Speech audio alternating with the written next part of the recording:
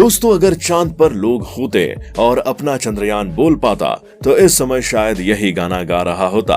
अरे चांद वालों मुझे पहचानो, धरती से आया कौन हूं मैं। जी हाँ, इस पल के उत्साह को सिर्फ भारतीय महसूस कर सकते हैं। अपना चंद्रयान चंदा मामा के इलाके में पहुंच चुका है। जैसे जैसे वो करीब जा रहा है, धरती पर मैसेज भी भेज रहा है। दरअसल इसरो ने चंद्रयान 3 मिशन नाम से ट्विटर हैंडल बनाया है। इससे आ रहे मैसेज को आप एक तरह से चंद्रयान 3 का संदेश समझ लीजिए। कुछ घंटे पहले एक तस्वीर के जरिए इसरो ने बताया कि अपना यान कहां पहुंचा है और क्या कर रहा है। मैसेज चंद्रयान 3 की तरफ से था, हे धरतीवासियों, मैं चंद्रमा की कक्षा में पहुंच चुका हूं। तस्वीरों में चंद्रमा की सतह पर गड्ढे और दूर पृथ्वी दिखाई गई है। इसके बाद एक और संदेश चंद्रयान 3 की तरफ से आया। वो चांद के और करीब पहुंच गया। जी हाँ, हजारों किलोमीटर दूर मौजूद अपना चंद्रयान चांद पर उतरने के और करीब पहुंच गया। अगर आप भी जानने के लिए एक्साइटेड हैं तो बने रहें हमारे साथ वीडियो के एंड तक। साथ ही साथ वीडियो को लाइक और चैनल को सब्सक्राइब फटाफट से अभी कर लीजिए। दोस्तों, साल 2023 भारत के लिए अंतरिक्ष के क्षेत्र में काफी अहम साबित होने वाला है। ये भारत को सुपर पावर बनाने की दिशा में एक महत्वपूर्ण कदम साबित होगा, वो भी ऐसे समय में जब दुनिया भर के तमाम देशों के बीच टेक्नोलॉजी वॉर की होड़ सी लगी है। इसरो ने अंतरिक्ष में गहरी छलांग लगाई और 5 बड़े मिशन लॉन्च किए, जिसमें चंद्रयान 3 की लॉन्चिंग भी शामिल है।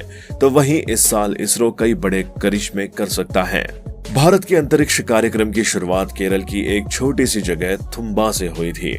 उस वक्त दुनिया के दूसरे बड़े मुल्कों को इस बात का एहसास भी नहीं रहा होगा कि भविष्य में भारत उनसे इतना आगे निकल जाएगा कि उसको पकड़ पाना भी मुश्किल होगा। लेकिन इसरो ने अपनी विश्वसनीयता को बरकरार रखते हुए पूरी दुनिया में अपना झंडा बुलंद कर दिया है।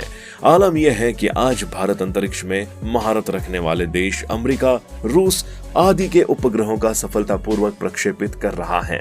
दोस्तों, चांद के लिए निकले हिंदुस्तान के मिशन चंद्रयान 3 को आज पूरा 1 महीना बीत चुका है।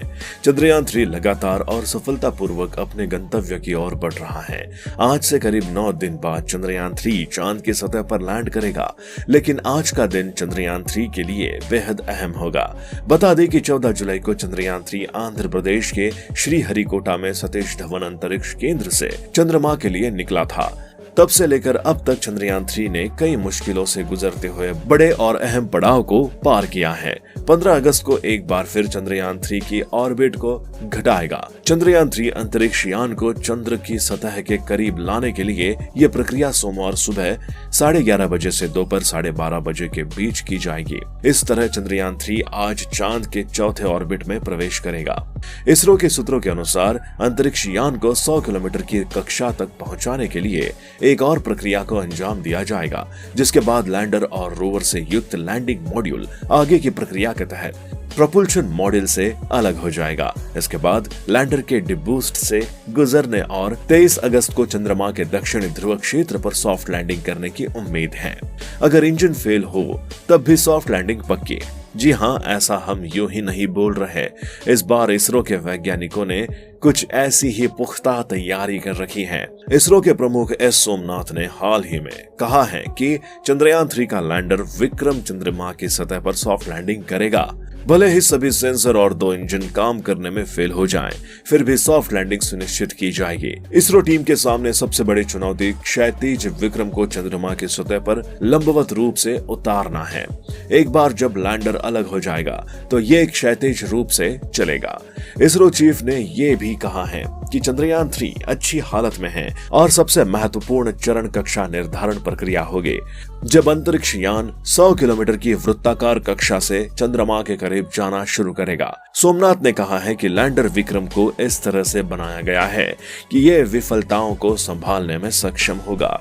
दोस्तों, अगर सॉफ्ट लैंडिंग में सफलता मिली यानी मिशन सक्सेसफुल रहा तो अमेरिका, रूस और चीन के बाद भारत ऐसा करने वाला चौथा देश बन जाएगा। अमेरिका और रूस दोनों के चंद्रमा पर सफलतापूर्वक उतरने से पहले कई स्पेसक्राफ्ट क्रैश हुए थे। चीन 2013 में चांग A3 मिशन के साथ अपने पहले प्रयास में सफल होने वाला एकमात्र देश है। वैसे तो चांद की इस रेस में कई देश शामिल हैं। भारत के पीछे पीछे रूस ने भी अपना मिशन लूना 25 लॉन्च किया है।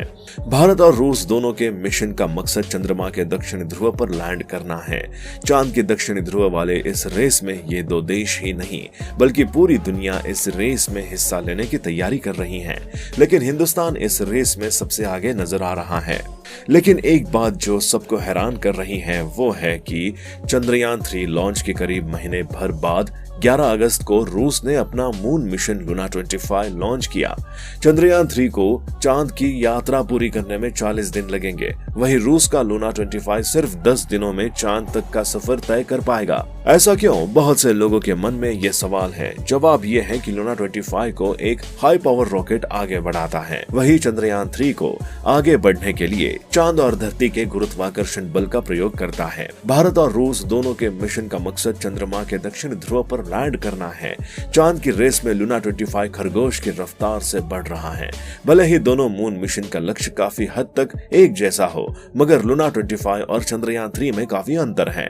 आइए समझते हैं कि भारत और रूस के ये महत्वाकांक्षी मून मिशन एक दूसरे से किस तरह अलग हैं। भारत का चंद्रयान 3 ग्रेविटेशनल फोर्सेस पर ज्यादा निर्भर है। लॉन्च के बाद इसे धरती की दीर्घ वृत्ताकार कक्षा में स्थापित किया गया। ये उसी रास्ते पर चक्कर काटता रहा जब तक इसरो के वैज्ञानिकों ने कुछ मैन्यूवर्स के जरिए चंद्रयान 3 का ऑर्बिट नहीं बढ़ाया। धीरे धीरे चंद्रयान 3 को धरती से दूर धकेला गया और फिर इसे चांद की कक्षा की ओर गाइड किया गया। चांद की कक्षा में पहुंचने के बाद ठीक उसी तरह अब धीरे धीरे चंद्रयान 3 को चांद की ओर धकेला जा रहा है। भारत ने पहले के चंद्रमा मिशनों चंद्रयान 1 और चंद्रयान 2 में यही तरीका अपनाया था। बात करें लूना 25 की तो इसमें हाई पावर रॉकेट लगा है जो ज्यादा ईंधन ले जा सकता है। रूस ने इसमें सोयूज 2.1 रॉकेट लगाया है। ये 46.3 मीटर लंबा है। 10.3 मीटर व्यास वाले इस रॉकेट का वजन 313 टन है। 4 चरणों के इस रॉकेट ने लूना 25 लैंडर को धरती के बाहर एक गोलाकार कक्षा में छोड़ दिया। ये इसे चांद की सतह तक पहुंचाने के लिए पर्याप्त ताकत देता है। सोयूज रॉकेट की वजह से लूना 25 को धरती की कक्षा में इंतजार नहीं करना पड़ा। इसरो का मिशन दुनिया से अलग क्यों है? तो आपको बता दें कि अब तक चांद के लिए जो भी मिशन भेजे गए हैं वो चांद के उत्तर में या फिर मध्य में लैंड करने के लिए भेजे गए हैं। यहाँ पर लैंडिंग के लिए जगह समतल है और सूरज की सही रोशनी भी आती है। लेकिन इस बार भारत का मिशन पहले से अलग है, क्योंकि इस बार की कोशिश है कि वो चांद के दक्षिणी ध्रुव में लैंडिंग की सही जगह खोज पाएं। दक्षिणी ध्रुव चांद का वो इलाका है जहां रोशनी नहीं पहुंचती है। इस जगह पर चांद की सतह पथरीली, उबड़ खाबड़ और गड्ढों से भरी है। पूरा देश दुआएं कर रहा है इस बार सॉफ्ट लैंडिंग हो और हम न सही हमारा यान चांद पर हो। महत्वाकांक्षी मिशन के आगे बढ़ने के साथ ही चंद्रयान 3 की कक्षा को धीरे धीरे कम करने और इसकी स्थिति चांद के ध्रुवों के ऊपर करने के लिए इसरो स्टेप बाय स्टेप आगे बढ़ रहा है। अंतरिक्ष यान को चंद्रमा के करीब लाने के लिए 2 और प्रक्रियाएं की जाएंगी। लैंडर के धीमे होने की प्रक्रिया से गुजरने के बाद 23 अगस्त को चंद्रमा के दक्षिणी ध्रुव इलाके पर सॉफ्ट लैंडिंग करने की उम्मीद है। आज वीडियो में बस इतना ही। आपको वीडियो कैसी लगी हमें कमेंट बॉक्स में जरूर बताएं। साथ ही वीडियो पसंद आई हो तो लाइक करें, शेयर करें और चैनल को सब्सक्राइब करके बेल आइकन को दबाना ना भूलें।